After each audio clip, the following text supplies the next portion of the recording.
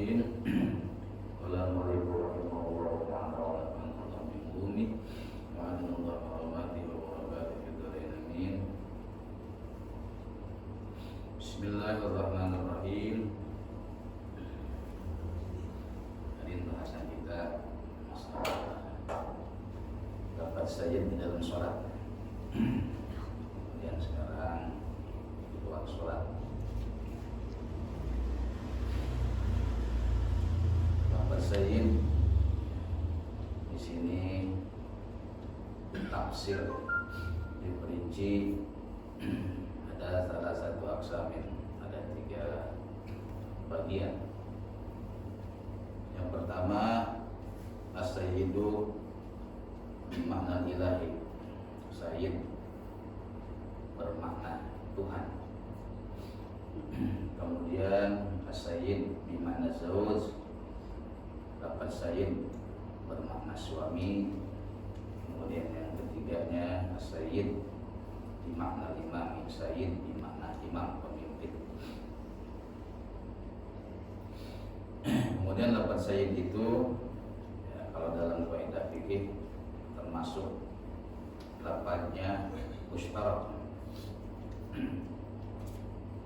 Karena lafaz itu dalam fikih paling tidak ya, diinginkan itu ada 2, ada lafaz yang bersifat muradif, ada yang mustarik ataupun mustarak. Muradif itu sinonim bahasa. Ada lafaz yang menunjukkan satu arti. Lafaznya banyak tapi menunjukkan maknanya satu. Kayak misalnya baitun, rumah, manzilun juga rumah. Kemudian darun juga rumah. Itu bahasa Arab tuh. Kalau bahasa kita mungkin lelaki, pria, terus apa lagi? Cowok.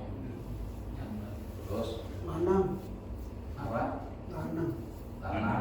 Wong lanang ada wong lanang itu bahasa Jawa ya. Kalau bahasa Sunda mah pemuda ya. Selain pemuda saya apa sih pemuda? Laki aja. Lelaki. Rokok. Rokok siap bahasa kasar ya. Kalau bencong kan bencong.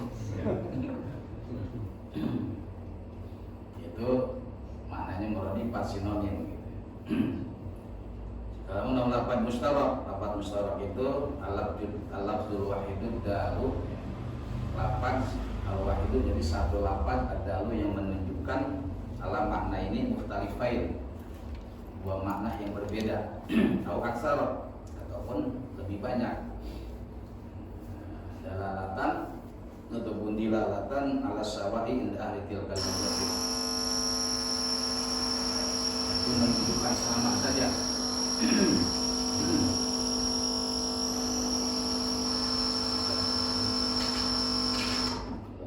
Tes.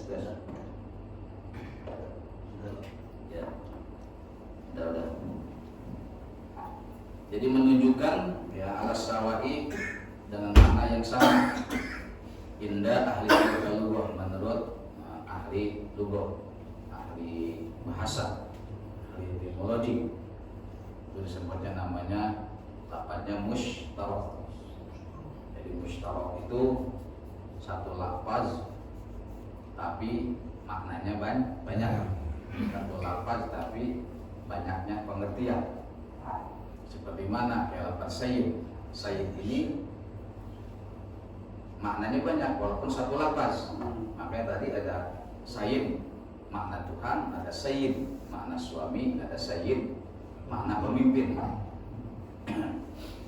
Kalau kita mungkin akang ya itu sayyid juga tuh.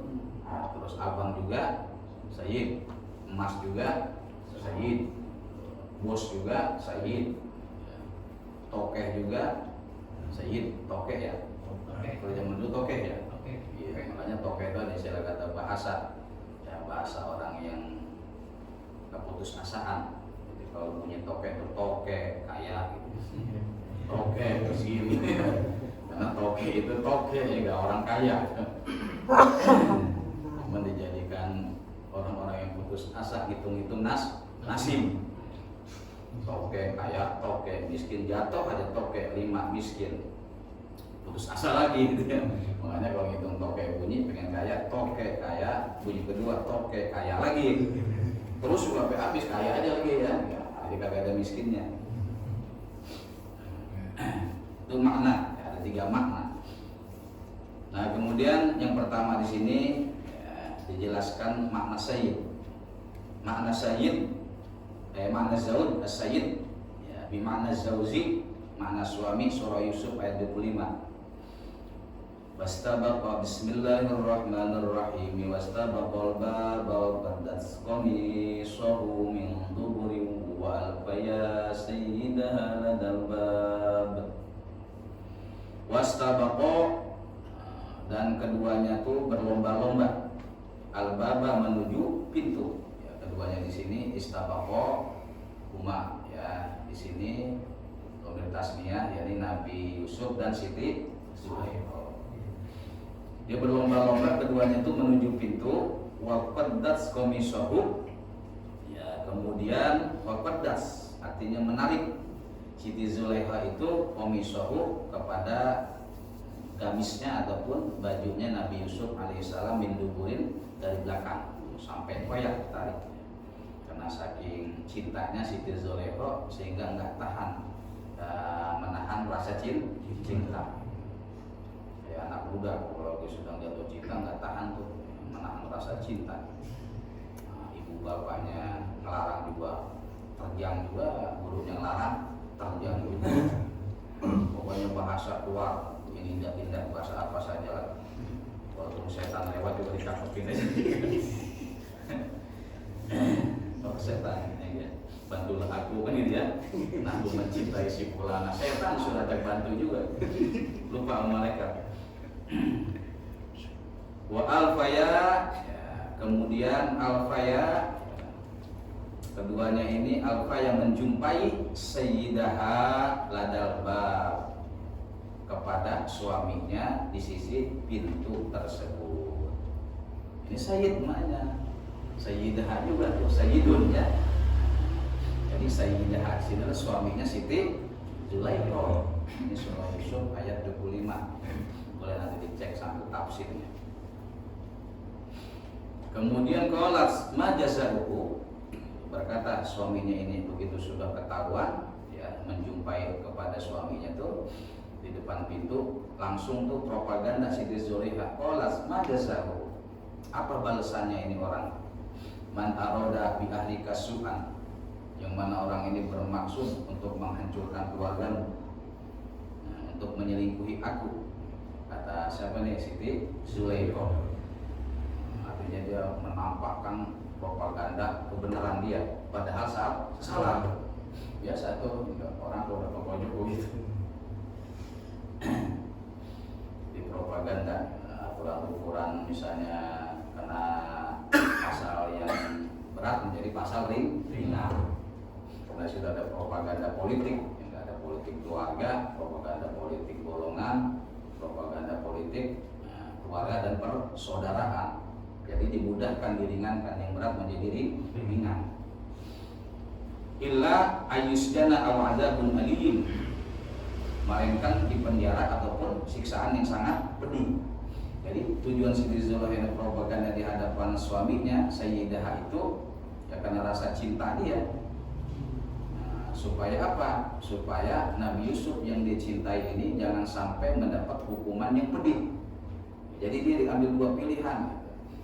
Bagaimana nih suamiku? Ini orang kurang ajar nih. Apakah dibuik saja, dipenjara saja, apakah digantung saja?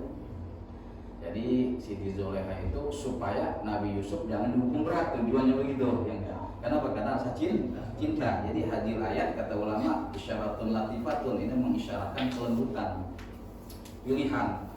Sehingga bada'at bizikril jinni dihifatihi. Jadi Siti Zulaikha itu menceritakan di hadapan suaminya supaya ringan hukumannya. Wa akharatal adzab, dan juga mengakhirkan ya, Siti Zulaikha al-adzab akan siksaan di syurga, karena dahsyatnya itu siksaan. Kalau dihukum gantung kan lebih dahsyat, ya kalau dipancung dahsyat. Tapi kalau dibui kan insya Allah ringan. Jadi Siti Zulekha masih bisa melihatnya. Itu masih mengobati rasa rindunya kan. Zaman dulu mah nggak kayak zaman sekarang ya. Zaman dulu mana ada, nggak ada postingan.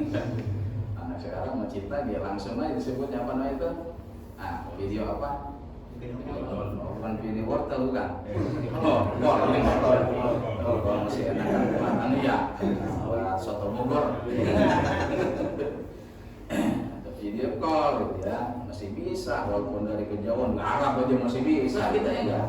Jadi kita pergi haji video call langsung masih bisa, wajahnya nampak di situ. Zaman dulu mah enggak ada. Sekarang udah semakin canggih zaman. Itu tujuannya supaya ringan.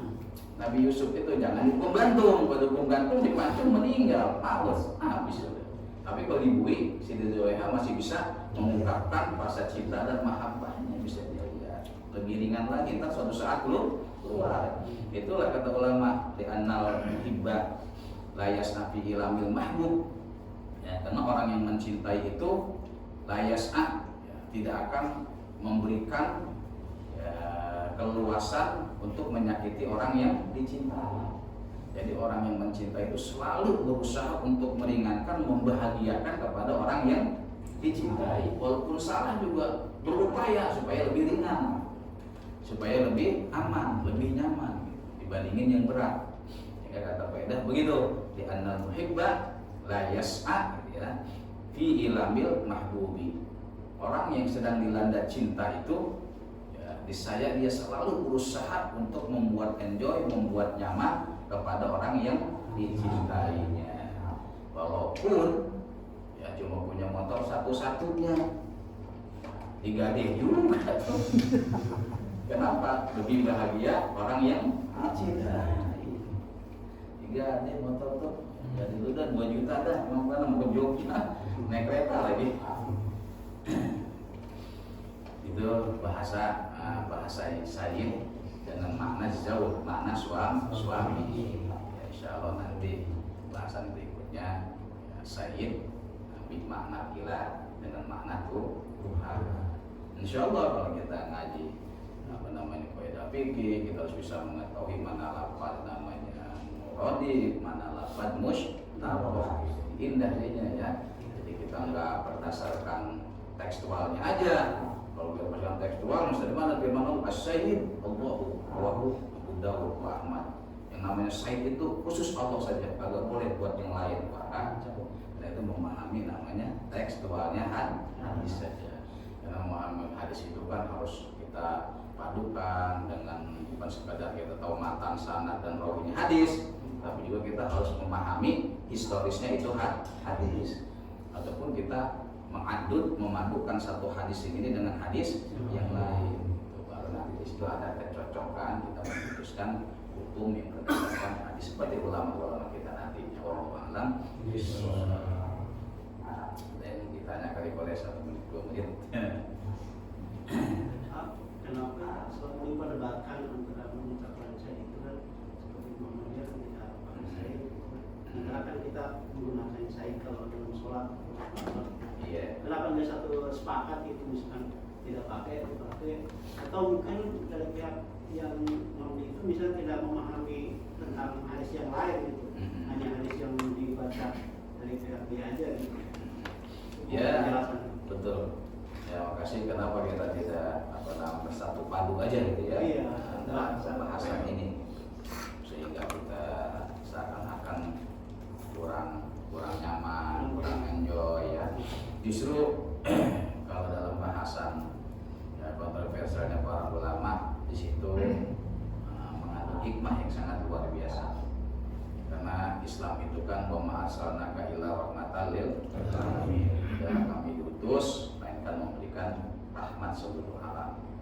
Kalau kita bersatu, ya satu, tidak semuanya bersatu itu menjadikan rahmat. Justru terkadang di balik perbedaan itu menjadi rahmatnya Allah. Jadi enggak semuanya bersatu itu menjadi kasih sayang Allah. Terkadang perbedaan dari sesuatu itu pun menjadi kasih sayangnya Allah. Seperti kita nih, ya, laki dengan perempuan. perempuan. Kalau kita satu sama rasa, ya enggak, sama kulit, kemudian sama nafsu, agak enak. Itu kan perbedaan yang buat jadi nikmat. Kalau perasaan perempuan lebih sensitif, perasaan lelaki lebih garong, kan gitu. Iya. Ya, kalau perempuan makan bahasanya merasakannya dia ikhlas ya, ikhlas tidak merasakan ya enggak gesekan dari suaminya. Kalau suaminya makan kagak ikhlas. Di hati suami itu mana lagi nih, mana nih lagi, kan gitu ya, masih diakal-akalin terus. Nah, sehingga di sana ya kata ulama Umar bin Abdul Aziz, kalau lama serba nih ya tidaklah aku ini merasa bahagia ya. Lau anna ashabah Muhammadin, andai kata sahabat-sahabat Rasulullah itu dan ulama-ulama ya Islam itu lam yakhtalifu, mereka tidak berbeda pendapat. Karena yang dibolehkan berbeda pendapat ini masalah uriyah, bukan usuliyah. Kalau usuliyah nggak boleh, karena emang termasuk namanya adilalatus subutiyatul qat'iyah. Jadi dalil yang bersifat permanen. Misalnya Allah esa satu, udah nggak usah makin diperselisihkan gitu ya. Karena emang dalilnya qat'i, gitu, konkret jelas. Qul huwallahu ahad wa ilahukum ilahu wahid. Udah nggak ada lagi. Kalau ada ayat, ada hadis keterangan Allah makan, kagak ada. Ya. Kalau Allah makan manusia namanya. Makanya di situ kagak ada perdebatan, kagak ada perijtihadan, perikhtilafan. Li'annahum law lam yakhtalifu, kata Umar bin Abdul Aziz, li'annahum, karena bahwasanya mereka itu, andaikan mereka itu tidak berbeda pendapat, ya lam takun sesuatu niscaya di dalam agama Islam ini tidak ada kesejukan dan keringanan. Justru dengan adanya perikhtilafan itu menjadi keringanan, yang kesejukan, keindahan di dalam mengamalkan agama Allah. Enak jadinya, ya. Yang mendapatkan sayyid di dalam sholat juga ada yang misalnya nggak boleh Allahumma sholli ala sayyidina dalam tasyahud, ada yang membolehkan, ya silakan saja. Jadi nyaman juga, ya. Ataupun misalnya kita dalam wudu, kalau Imam Syafi'i ya, bersentuhan dengan laki-laki perempuan yang mahram bukan mahram batal, yang nggak tua ataupun muda batal, yang penting perempuannya akil balik, dua-duanya akil balik. Syahwatun bila syahwatin, syahwat tanpa syahwat juga batal. Bersentuhan dengan nenek-nenek yang bukan mahram juga batal, walaupun kita tidak ada syahwat. Itu kan berbeda dengan Imam Abu Hanifah yang tidak membatalkan. Jadi kan termasuk namanya tausiun lil mukallafin, ya, menjadi keluasan di dalam beragama, dalam mengamalkan Islam ini. Ya, seperti contoh kita terjadi kayak di Makkah, bahwa ya, kalau kita ulama, ya ijma ulama, artinya konsensus ulama tanpa ada perselisihan pendapat dalam uluhiyah ini, lalu kok kita nggak jadi tua? Kenapa kan soal bercampur dengan laki-laki dan perempuan, bertumpuk-tumpuk, batal terus itu? Iya. Nggak jadi. Baru juga setengah iteran tolak Ka'bah batal. Gitu. Kalau perempuan yang macam Syafi'i pakai sarung kaki perempuan, kalau yang tidak kan kakinya biasa juga. Udah nggak jadi tua, makanya disitulah perlu adanya ikhtilaf sehingga agama menjadi adalah intikal boleh ke Imam Abu Hanifah bolehkan, nggak batal, ya. Ataupun Imam Syafi'i, kaul sani juga tidak membatalkan, boleh mangga. Karena kan kaul sani itu yang batal, yang labis, yang menyentuh, malbus itu tidak batal yang disentuh. Ya, kita berangkat sholat nih, disentuh sama istri, begitu nyentuh dong. Labisun yang menyentuh itu batal. Yang malbus yang disentuh tidak batal. Berangkat aja sholat, saya disentuh kok. Tapi kan kalau yang pertama itu, ya, kalau kodim menyentuh dan disentuh, syahwat, tidak syahwat, sengaja, tidak sengaja, batal. Itu menjadi dua sama. Berarti kita mendingan dulu aja ya. Oh iya. Cuma kan kadang-kadang memang waktu kita lagi luas enak, air lagi banyak enak. Itulah makanya gunanya ikhtiam di situ. Kita waktu lagi sempit ya, tinggal 5 menit lagi berwudu udah habis. Gak bisa waktu sholat, gitu loh, ya enggak? Ataupun lagi musim kemarau, air susah. Kalau yang foto itu di kanan bawah, di kanan bawah itu kan lebih tajam. Tapi kalau kita sudah memahami, sudah mengetahui ini kan insya Allah gitu tidak akan itu ya. Cuma jadi